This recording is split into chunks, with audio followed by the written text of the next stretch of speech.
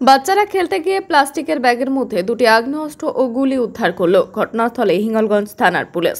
হিঙ্গলগঞ্জের বাকরা এলাকার ঘটনা। এলাকার মানুষের অভিযোগ, বাচ্চারা মাঠে খেলছিল, সেই সময় মাঠের পাশের ঝোপের মধ্যে প্লাস্টিকের ব্যাগ দেখে কৌতূহলবশত সেই ব্যাগ খুলে দেখে তার মধ্যে দুটি আগ্নেয়াস্ত্র এবং গুলি। বাচ্চারা খেলনা বন্দুক ভেবে তাদের মা বাবাকে দেখালে তখনই জানাজানি হয় এবং এলাকায় ভিড় করে গ্রামের মানুষ। খবর পেয়ে ঘটনাস্থলে আসে হিঙ্গলগঞ্জ থানার পুলিশ। বিকালবেলা বাচ্চারা খেলাধুলা করছিল, করতে করতে গাছের পাতা ছাড়াছাড়ি করছিল, ছিটতে গিয়ে দেখে যে এই পাশে একটা ব্যাগ পড়ে আছে।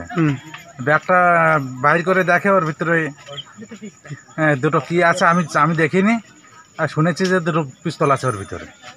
কোথায়, কোন গ্রাম এটা? এটা বাঁকড়া গ্রাম। বাংলা কোন গ্রাম? বাঁকড়া দক্ষিণ গাইনপাড়া। আপনার বাড়ি কোথায়? আমার বাড়ি গাইনপাড়ায়। কি নাম আপনার? আব্দুল সালাম গাইন। উন্নত মানের আছে মালটা, এটা মোটামুটি উন্নত মানের আছে।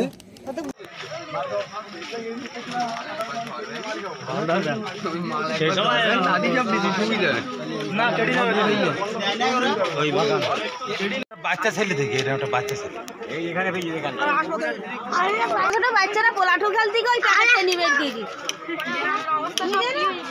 আমরা পাইছি বাবু রাত ফিরা বাবু আমরা কোন ফটো আইছি একটা দিই লাইট ভালো করে